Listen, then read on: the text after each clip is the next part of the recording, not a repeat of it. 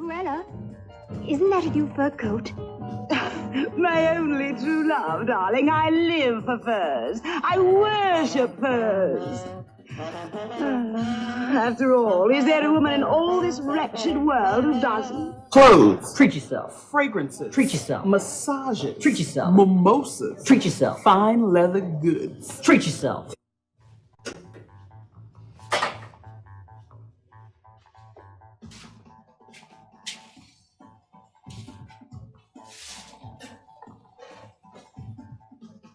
There is more money here than we could spend in 10 lifetimes.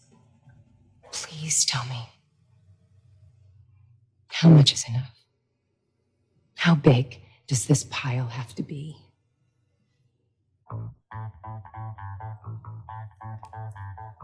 So we are in a short series going through the Gospel of Luke about what Jesus has to say about our finances. And before I jump in, since I'm going to be unable to do the sending, and this is where I would normally do it today, I heard this past week about the officer shooting that happened in the city of Little Rock between an officer and a black man named Bradley Blackshire. I'm sure a lot of y'all have heard about this.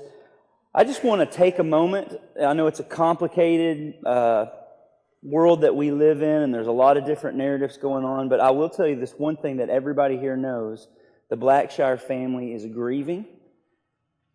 And one of the main reasons that I felt this call back to Little Rock was because of the history of our city and the call that God has on the Church of Jesus Christ to be an agent of racial reconciliation.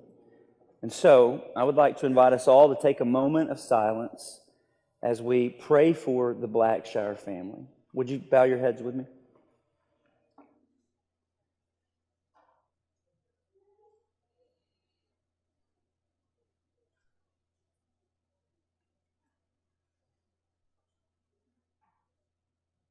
God, there are things that only you can do in this world.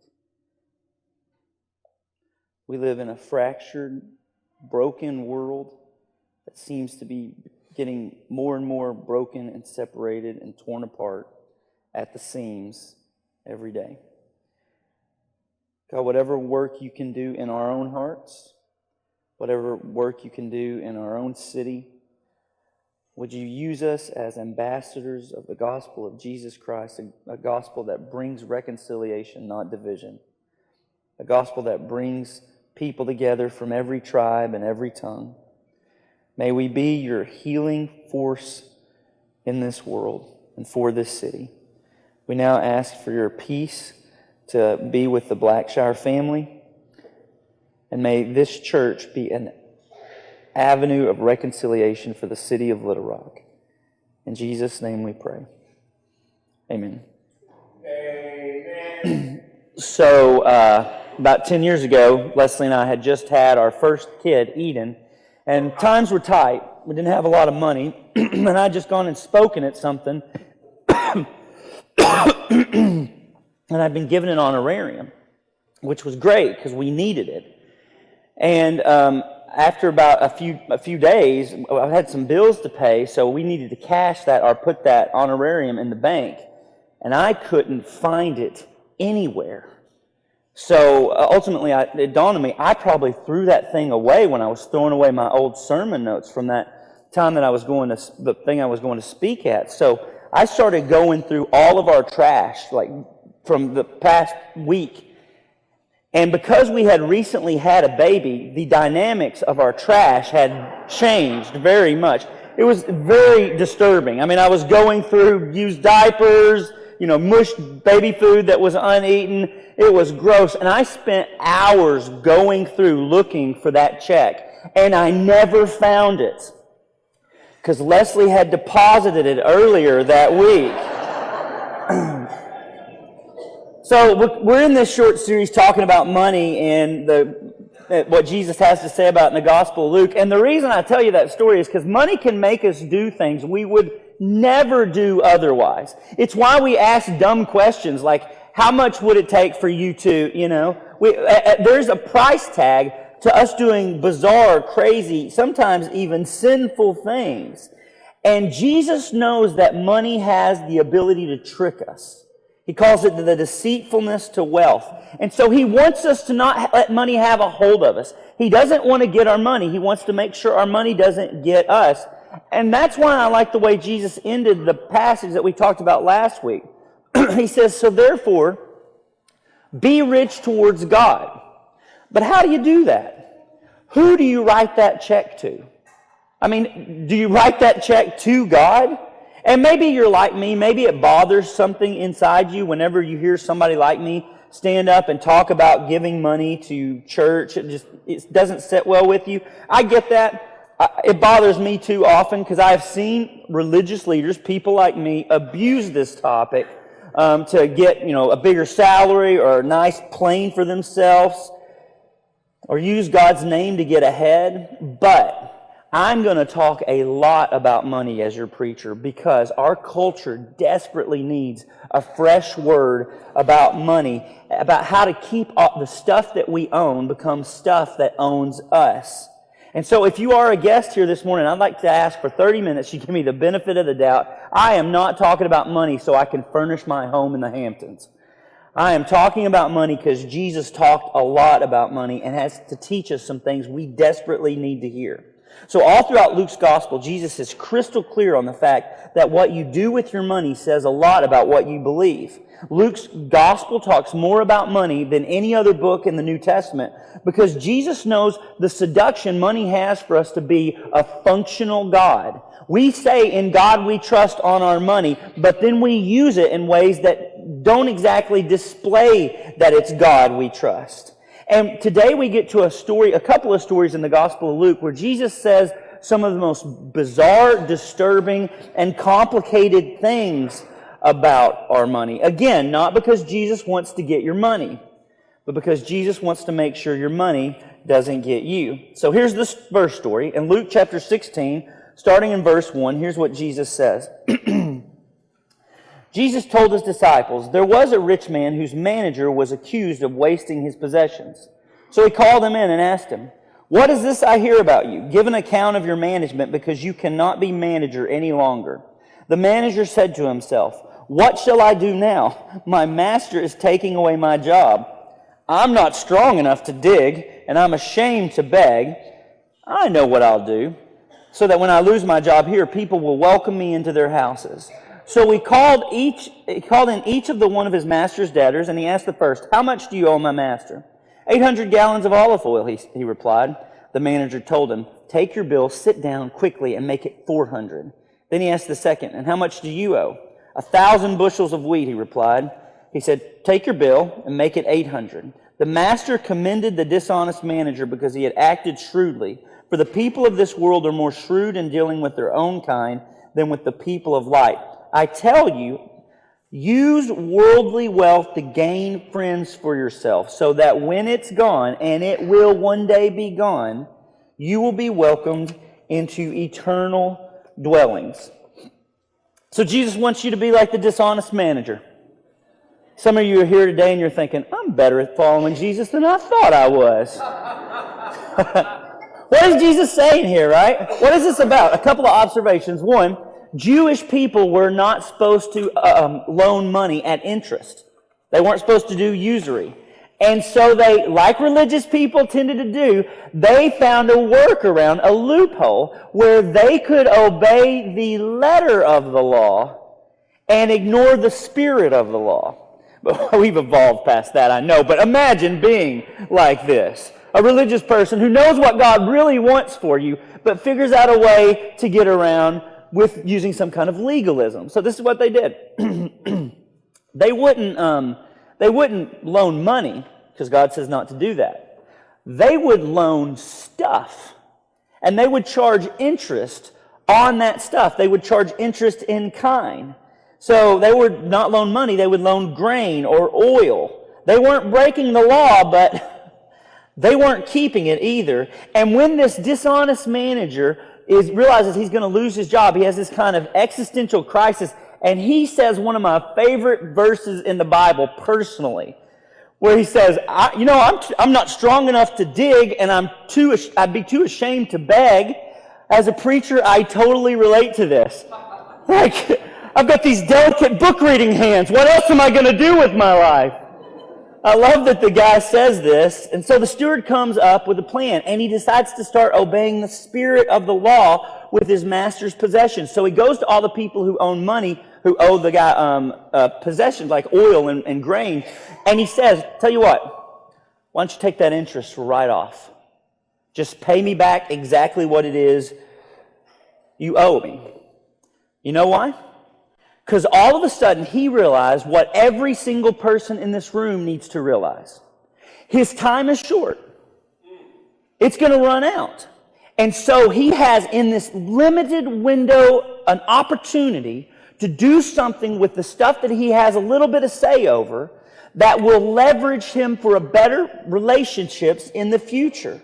And yeah, it's a bit shady, but he realizes all of a sudden the clock is ticking on the things he has stewardship over. The point of Jesus' story is not that you should be dishonest. The point of Jesus' story is the guy is finally aware of something he should have been aware of all along, which is it's not his stuff. It never belonged to him. He was a steward for his master's possession, and he should have been using his position and resources not just for himself, but for others as well, which is why Jesus follows up this story with these verses in verse 10. Whoever can be trusted with very little can be trusted with very much, and whoever is dishonest with very little will also be dishonest with very much. So if you have not been trustworthy in handling worldly wealth, who will trust you with true riches? I love that line.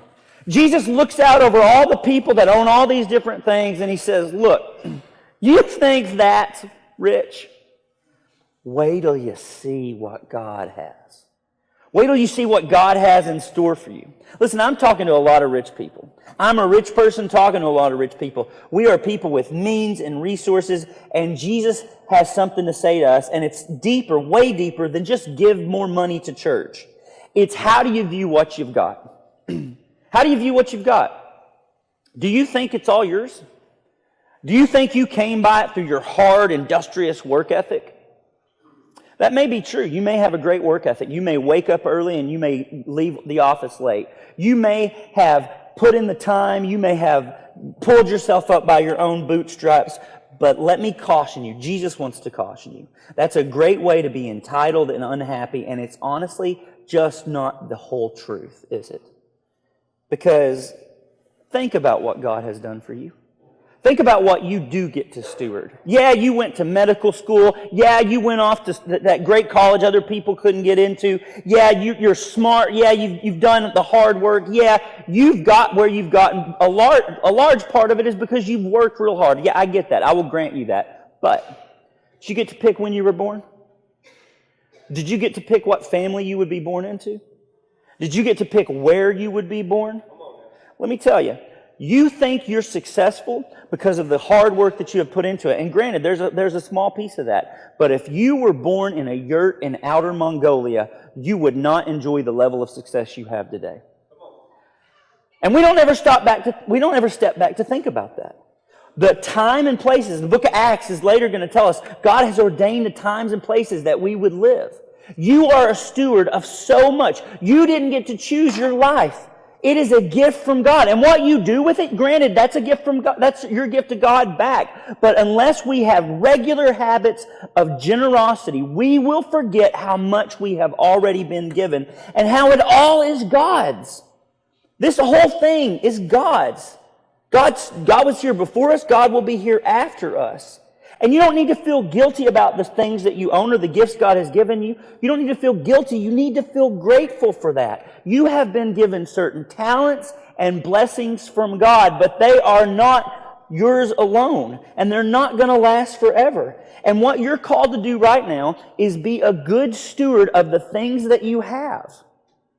Your possessions, they don't really belong to you. They came from God for God's purposes, and here's why Jesus wants you to know that. If you miss out on that, You will miss out on real joy and real riches. But it's not just that. Your soul is in danger. Look, I know church people. When we talk about our soul being in danger, we tend to talk about doctrine. And of course, you want to try to get a doctrine that is true to the Scriptures, true to the nature of God. But when Jesus talks about your soul being in danger, you want to know what he talks about more than anything else? Our wallets, our purses, our bank accounts. Because they are lying to us. Which is why the very next story is one of the hardest stories, and it's right in the heart of the Gospel of Luke. It's Luke 16, starting in verse 19. Or actually, we're going to start in verse 13. Jesus says, "No servant can serve two masters. Either he will hate the one and love the other. He will be devoted to one and despise the other." So who are you talking about, Jesus? What master are you talking about? And then he makes it crystal clear. You cannot serve both God. Let's say it all together. You cannot serve both God. Can you believe he says money? Wouldn't you expect him to say God and sin? You can't serve God and the devil. But Jesus, who's really clear on this, says you cannot serve both God and money. He lasers in on this one thing, and it is the thing that most of us in this room are tempted to think Jesus doesn't even care that much about. Right? I mean, how many of us pray before we make a major purchase? Before we upgrade the phone or buy that car or, that house? I'm not saying this to make you feel guilty. I really am not. I'm saying this because Jesus is crystal clear on this. Money is not a neutral commodity. It's not. It is something that it's a spiritual power fighting for your soul. Jesus is really clear. You cannot serve both God and money. And yet we just pretend like that's not what he's talking about. And here's the thing. Our relationship, I think Jesus is trying to say, and this is how blunt he is, I think Jesus is trying to say your relationship with your money can tell you more about your relationship with God than almost anything else in your life. Maybe that's why I don't like it when preachers talk about money. It's not because televangelists are greedy. They are, but it's not just because of that. It's not just because we've seen church leaders abuse church people's generosity or financial scandals that have made the news. That's happened, but it's not just because of that. It's because money is a spiritual principality and power, and it's fighting for my soul and yours. And it's not hard to tell how we're doing in life. On almost anything else I could preach, you would not know exactly where you stand. I could say, guys, let's just go out and pray more. And you could be like, yeah, let's do that. Or guys, let's go home and let's be more spiritual. Yeah, let's do that. Guys, let's make God more of a priority. Yeah. But this is so practical. I mean, you can look at your bank account and know how you're doing with this. And that's why Luke tells us the Pharisees don't like what Jesus is saying. Because Luke tells us, right after he tells us you cannot love both God and money, you will hate one and love the other. Right after he tells us that, he says, and the Pharisees loved money. Which means they hate God. And they won't know that, of course, until they wind up killing him. And neither will we. Because the Pharisees thought they were these godly, righteous people. Why? Because Luke tells us they justified themselves in their own eyes. They could love money, but you thought highly of them. They could love money, but they were doing things the right way. You're the one, Jesus said to them, you are the ones who justify yourself in the eyes of others, but God knows your hearts. Past all the ways you're good at being religious, past all the ways you know how to dress right for church, pray the breathy prayers, do the right things for church, God knows your heart, and God isn't fooled. But look at what he says. What people value highly is detestable in God's sight. They justified themselves in their own eyes and the eyes of others. Does that sound familiar to anybody else? When I want something, this is just confessional. When I want something, when I want to buy something, I can make myself the best sounding reasons for it. Right? I need that new phone. I mean, because of the camera, it's great. I'll be able to I have a lot of kids. It's great for them. Jesus, you can just stay out of this. When I want something, I'm not greedy.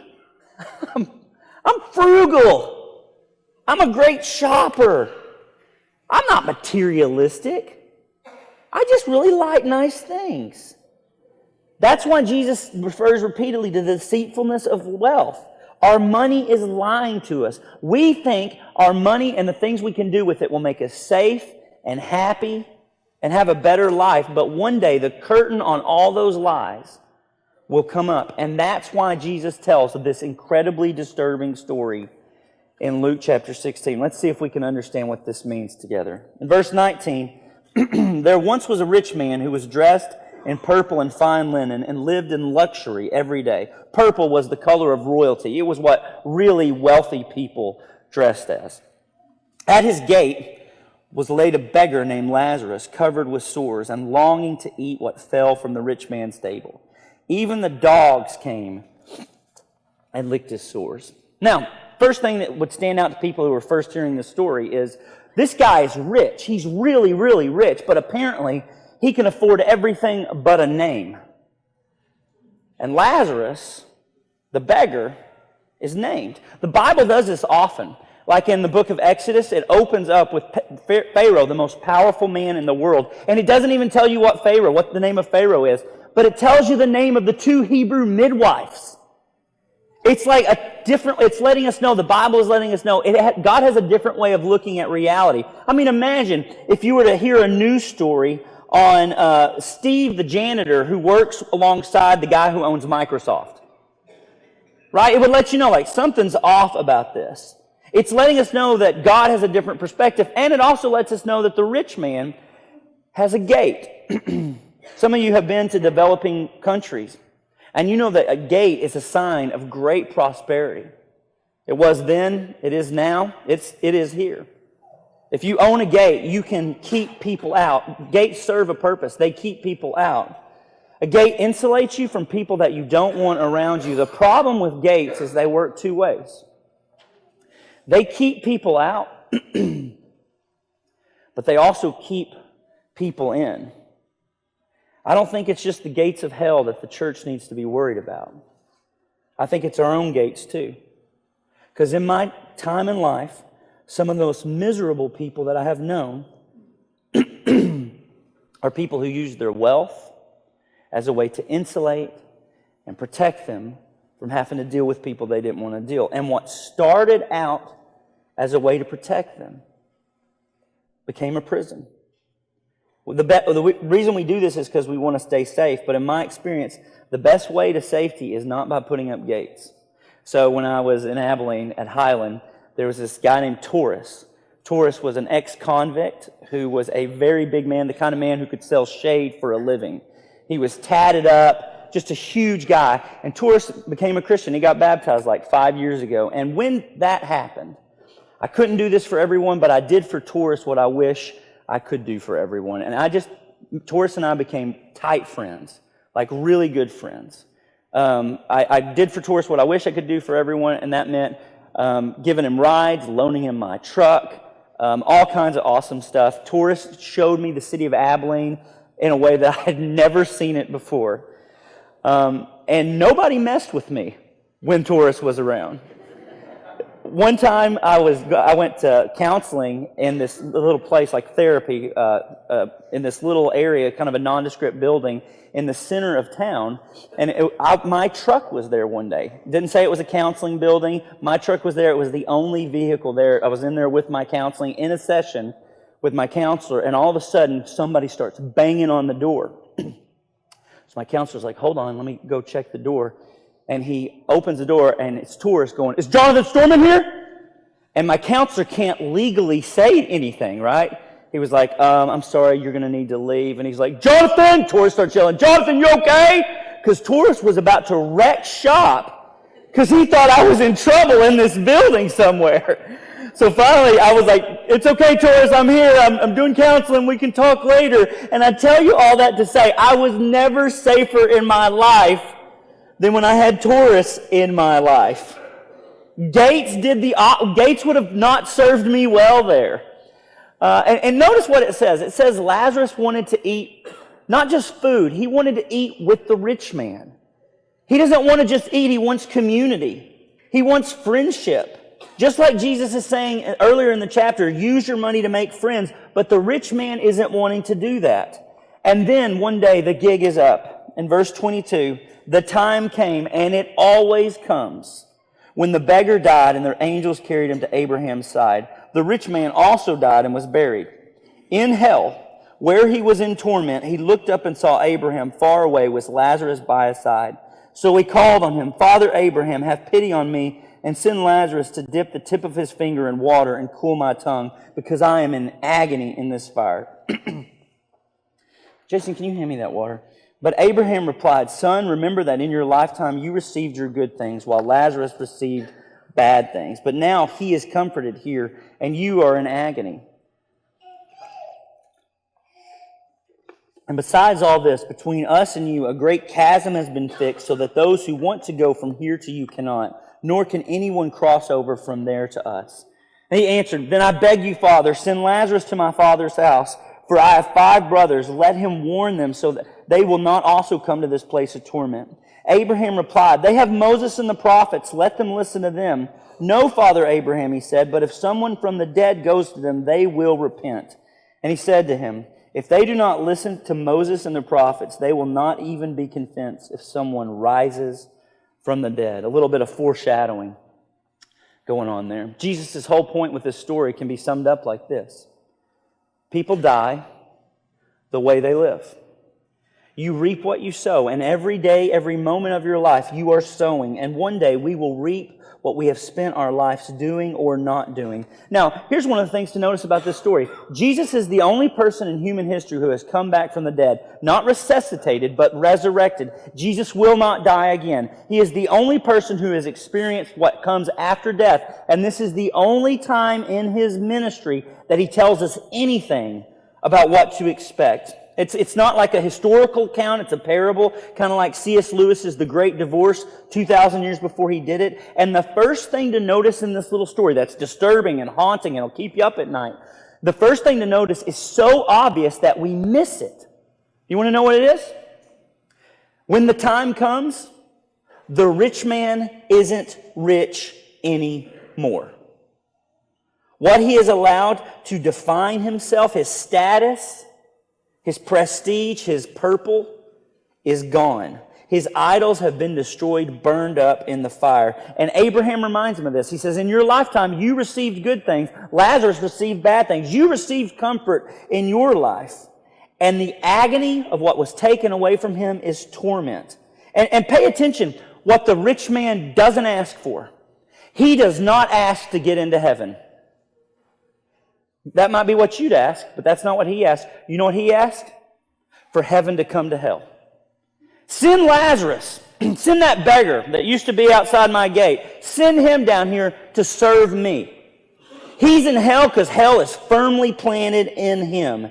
He wants Lazarus to come out of heaven and serve him as if that's the way things should be. God has reversed the order, and the rich man does not like the arrangement. He'd rather reign in hell than serve in heaven. And here's what I want you to see, just because I think it gives you the nature of God and what's coming next. Heaven doesn't call him idiot. Heaven doesn't call him fool. Heaven doesn't call him disappointment. Heaven calls him son. Heaven isn't shut off to this, repentant sinner who's trying to come inside. Heaven doesn't call him son. Or heaven calls him son, but it does not call him rich man. And that chasm, much like a gate, is there to protect Lazarus. Because no longer will the bully rule the playground. No longer will the husband beat his wife. And the words Jesus used here are fascinating. See if this doesn't open up this story for you. The word he uses for in agony is the Greek word odonamai. Let me hear you say odonamai. It means, it's the same word, it can be translated grief or anguish. In fact, it's the same word Luke uses in Luke chapter 2 to talk about what Mary and Joseph felt when they lost Jesus. It's the same word that Luke uses in Acts chapter 20 to describe the Ephesian elders when they're leaving Paul and they realize they're never going to see him again. This is a word that describes grief over losing what you love the most. And here we see what's causing the rich man agony is that he loved the wrong things too much. It's a word that reveals what you love. It's not a word of physical torture as much as it is emotional grief. It's not so much pain being inflicted from the outside, it's pain being inflicted from the inside. Jesus is not trying to tell you in this story that money is bad and will lead you to hell. No, he's telling a story that already exposes what we know deep down in our hearts. That the worst thing that God can do for you, and this is true almost throughout the Bible, the worst thing God can do for you is give you exactly what you want. Because left to our own devices, we'll create idols for ourselves. We need to worship something. And if you choose to worship money, it will lead to a place of dark despair and a life that is not worth living. One other observation. When it says the rich man was tormented, that actually is the word basinos. Can you say basinos? It's a word that meant, it's a Greek word that was like a touchstone used for testing jewelry, because back in the day, people had a lot of jewelry that looked nice on the outside, but you would touch to the touchstone, the basinos, and it would reveal it's not really gold, it's not really silver. Touchstones were needed because stuff looked fancy on the outside, but was fake on the inside. The rich man looks like he's got all his junk together. He's got riches, reputation, and religion, but God knew that on the outside, it was just a facade. And who is Jesus telling this story to? Come on, somebody tell me. Who's he telling this story to? The Pharisees. People who are good at religion and bad at money. The Pharisees, the people who are criticizing him just the chapter before because he's hanging out with all the wrong people. And this story, like the story of the prodigal son before it, it's like he's the older brother. They both want to keep the poor, ragged brother or neighbor out of sight and out of mind. But Jesus doesn't. And his point in this story, the rich man and Lazarus, is that Jesus and the people who follow him are trying to put into practice in the present world what they believe was coming in the future world. The rich man's life is exposed. Here's the thing. Both of these guys get what they want. When it says the rich man is in the bosom of Abraham, that's a Jewish metaphor for he's with the people of God.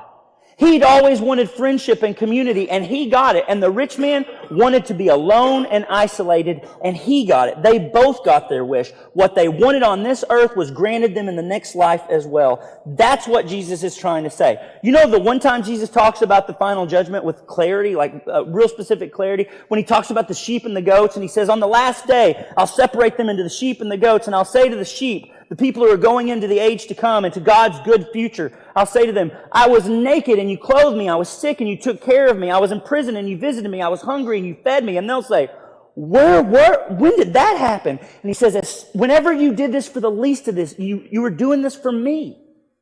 Here's what I want you to see about Matthew 25 and what Jesus' judgment is. Jesus isn't doing a magic trick there. He's not turning people into sheep and goats. He's just pulling back the curtain on the deceptions of appearances and revealing reality. In the eyes of the community, the preacher may look like this fine, upstanding member, and maybe they even think they are. But there will be a day when Jesus judges all, and it's revealed. And maybe the preacher or the fine, upstanding church member will find themselves stammering, Lord, when did I not care for you? Because at some point the curtain comes up. The rich man's problem in this story is once he's stripped out of what he's used to make such a big deal out of his life, he's in torment. He doesn't got his purple robe, he doesn't have his money, and he doesn't have his luxury. And heaven loves him, but he doesn't love heaven. He doesn't want to live in a world like that. Because he doesn't want to live. He doesn't want to be the person heaven made him to be. Look at this. Heaven calls him son, but heaven does not call him rich man.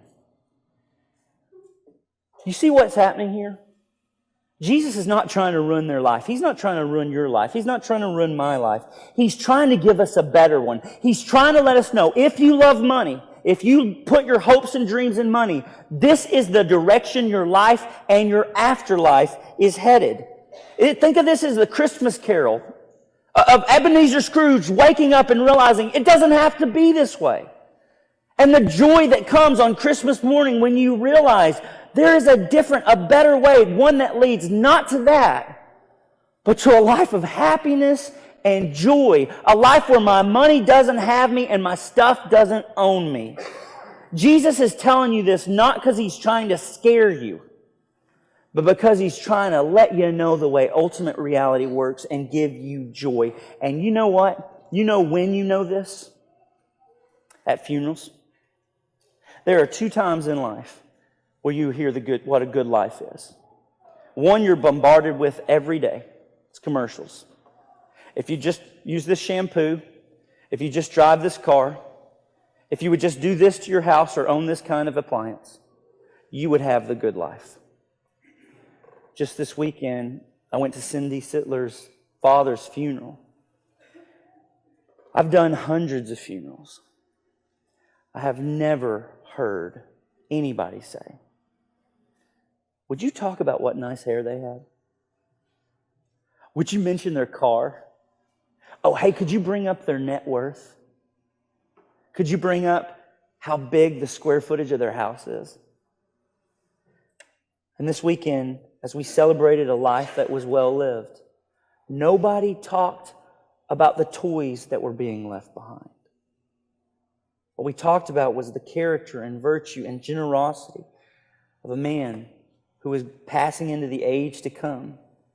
We know in the funeral what we forget in our daily lives. And that's just this, church. Our stuff is lying to us.